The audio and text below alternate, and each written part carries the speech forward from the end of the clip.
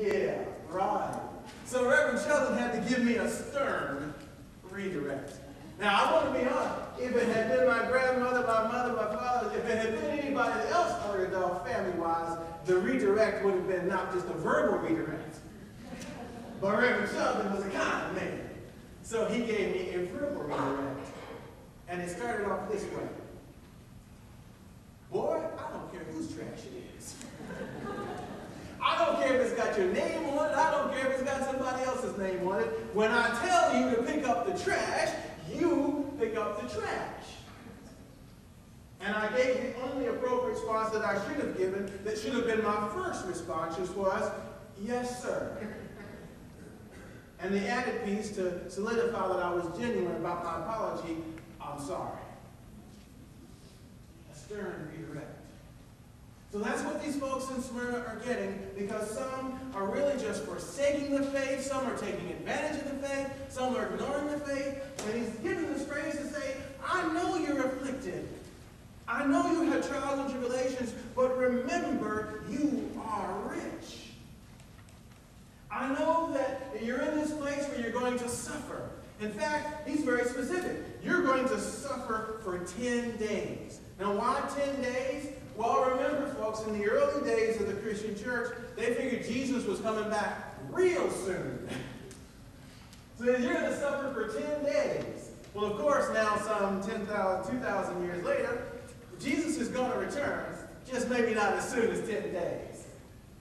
So there's that redirect he had to do. But to say there's this suffering going on, but you've lost track and lost sight. And in the midst of that losing track and losing sight, you're going into worship in these goddess temples and going in to do all these things. It's time to come back to the faith. To be redirected. Even though you're going to suffer, you are still rich. In fact, part of what the offering here is to be able to hold on and to stay in the midst of God, in the midst of Christ, while the storm is going on. This is a real good season to talk about this because it's hurricane season. So we understand it, we can put it in this way. Yes, there are going to be storms, torrential rains, and the way that this word can be said is, yes, the wind may be blowing and you may be in the middle of a Job moment. You know what I mean when I say a Job moment? You remember what happened to Job? Everything. You remember Job's life and tragedy? Everything. And so maybe you're having a Job moment, or you might go through a Job moment. When the wind is howling at 110 miles per hour, or the wind is howling at 130 or 140, and you need something to hold on to, this stern redirect is you may be holding on to the wrong thing in the midst of the storm. It may be a redirect where it's saying, yes, you will be suffering and challenged. You'll be suffering and challenged for 10 days. But in the midst of that time, you are rich because you have Christ to hold on to. In the midst of that time when the rain is coming, the rainbow that will come is Jesus the Christ. That's what you have.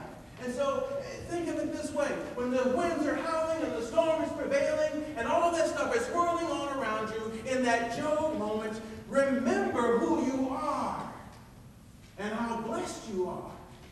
Remember it this way. From those Old Testament days when they said, God said, I will give you a land of milk and honey. Well, church, we are the beneficiaries of a land of milk and honey. If you're living here in this country today, you are blessed, despite the fact that you might have some Job moments. Let me make it a little more plain. There are some folks who might have to work 1 or 2 or 3 jobs, but they know they're blessed because they got the job. There may be some folks who are wishing that their family relationships were better, but they're blessed because they have other friends who are a source of support and nurturing and caring. If you're living in this land in this day and age, you may have Job moments. And John acknowledges that for the church in Smyrna, and they are real. And there is true suffering. But he says, you're blessed. You're rich. You've inherited what God promised. Now hold fast to it. When you're tossed and troubled and turned, and when you're at consternation or at odds. When you're in the midst of the fight, you need to hold on and remember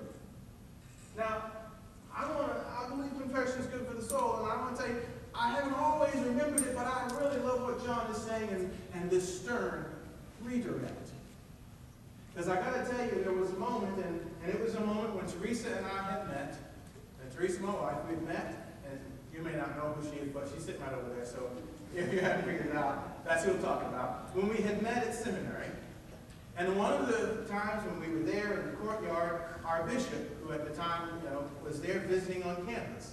And this is those years ago back in seminary. And the bishop came, and I was excited. I wanted Teresa to meet my bishop from Virginia. I'm very proud of Virginia. I'm proud of where I come from. I wanted her to meet the bishop, and she met the bishop. And then after the bishop had gone home, I got a call from the dean of students at the theology school. And I went to see the dean, and he said, there's a message from your bishop. Don't expect to bring that woman back to Virginia. Not happening.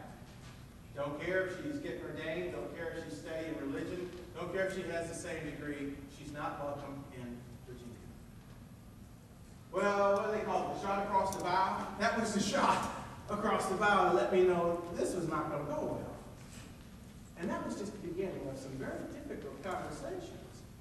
And so a later conversation, one in which he said to Teresa, and if I hadn't witnessed it, I wouldn't even believe it myself. He actually looked at Teresa and said, why don't you just stay home and darn socks?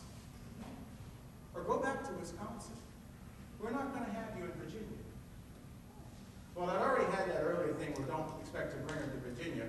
Well, it really ratcheted up just a bit, and then it got pretty bad. If you thought the first two were bad, let me tell you about this Job moment. And I believe it was a Job moment, not just for Teresa and I. I think it was a Job moment for the bishop, too. Let me tell you why. Because finally we had a phone conversation, and I was on the speakerphone, and I knew I was on the speakerphone. And he called to tell me that the cabinet had been meeting. They were gathered. Teresa was about to graduate and come to Virginia, hoping to serve a church. She was ordained in her own conference. So the cabinet had met, and they said, we're not going to accept her. She should go out. She's not going to receive an appointment. We've got enough clergy women, enough clergy couples. We're not going to accept her. Now, folks, I can, at least let me give you this. I'd like a little sympathy for getting who I was, because my standpoint is, don't mess with my family. Call me names if you must call me names. Kick me if you got to kick me. All right. But don't mess with my family. And that's where I was at the moment when I got that call from the bishop and he said those words. And so my response was, okay, Bishop, I got one for you. I'm from Virginia. I was born and raised here.